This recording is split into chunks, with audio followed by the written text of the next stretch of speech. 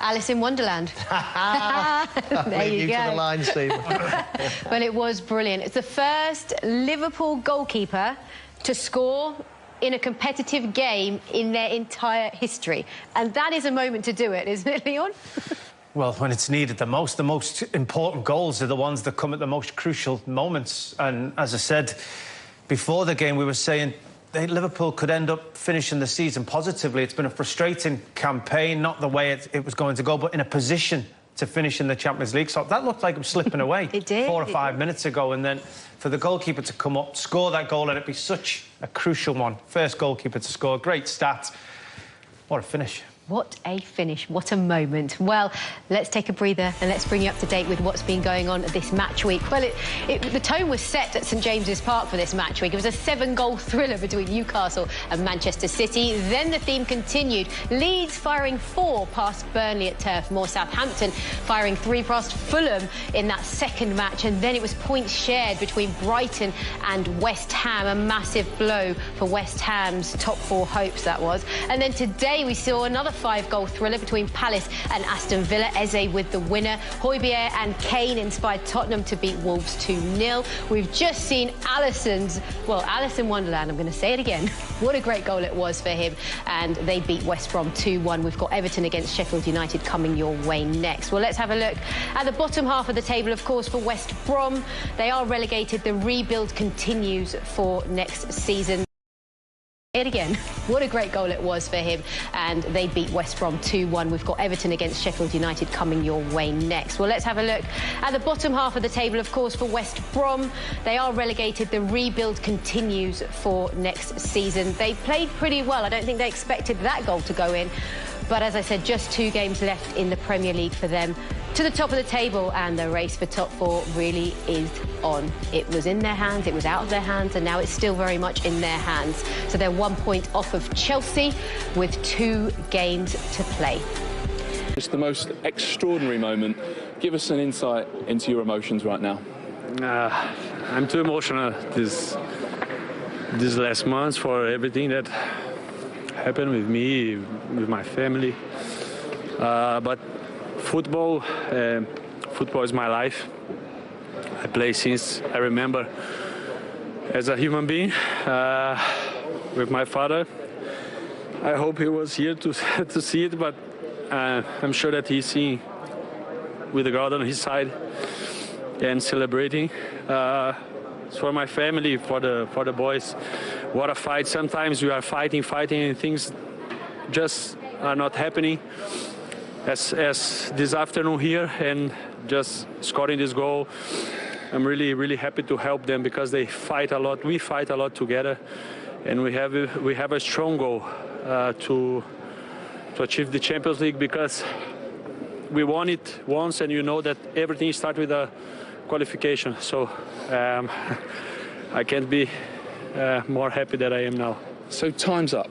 94 minutes have gone. The ball goes out for a corner. Can you just tell us what happens? Who decides that you go up? Yeah, I tried to look at the bench, but nobody called me. And then Johnny Archenberg called me with conviction. And then I just was the perfect time. The cross was brilliant again. I just tried to put my head in the ball, and I think was one of the best goals I saw. The only goal you've ever scored? Yeah, it's the best I have scored. Yeah, I'm really happy. I don't have too many words. I just have to say thank you for the players, because they fight a lot. I fight a lot as well. We train. We are really exhausted from this season, because a lot of pressure, a lot of everything happened. Was missing the goalie goal, and I'm happy that it happened tonight for a win. I have to say, it's a great header. Do you practice your heading? Sometimes in the training, like we are in the crosses, and you are just waiting for your time. If you are there, the ball comes to you, and then you try to do something, but just to have fun. I don't train it to do that on the game. This happened, but I have at least a sense to how to head a ball, because I do that a lot in the games to help defensively. you can't explain those kind of things. And this is football, you know. Jamie, are you joining this interview? What are you thinking as the ball is coming over? It must be a split second where you think, this is coming on my head. Yeah, I saw it coming. I just tried to run in a good place, to be in a good position, to try to help my players, to bring a defender, but nobody, I think, follows me. And I was lucky and blessed to score. Those kind of things you can't explain. You can't explain a lot of things in life. For me, the only reason for those kind of things is God, and he put his hand on my head today.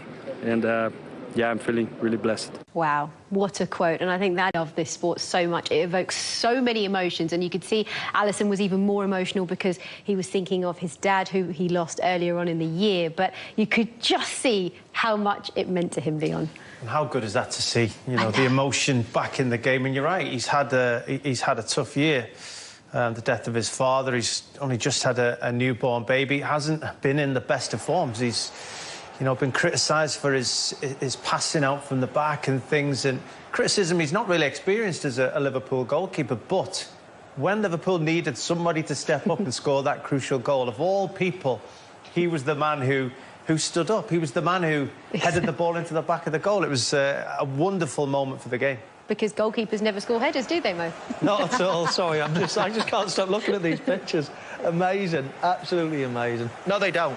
Two things I said in the lead up to this corner. I said, oh, no, get an in-swinger going. And then they swapped, and then Trent took it. And then the other thing, that is a memory that will live with all of those, but I don't care whether they win another Champions League, another Premier League. That moment is special. And you see all the bench, the staff all running past Jurgen Klopp. Look at them all in the background. The guy with the clipboard is the goalkeeper coach, John Achterberg. He's probably happier than anyone. But what a fabulous moment for football. I can only imagine what that dressing room is like right now. Well, it'll be full of... I mean, you saw the way they celebrate. You saw the emotion on the face. That would have been the case if any of the players would have scored the goal. But it just seemed to have been intensified by the fact it was the goalkeeper. A player who seems to be a huge character in the dressing room, is a big, important player for Liverpool. Doesn't always get the credit at the top end of the field that your Mo Salah and your Sadio Mane and your Firmino get, but boy, did he show a quality finish that they would have been proud of. And I think it highlighted or heightened the excitement even more because it was so frustrating in the lead up to that. Watching the last 10, 15 minutes, pulling your hair out, and then all of a sudden all those frustrations come out in a bundle of joy for Liverpool fans. There's going to be a lot of people disappointed with that goal as well, because that really does ruffle the feathers of a few teams up the top.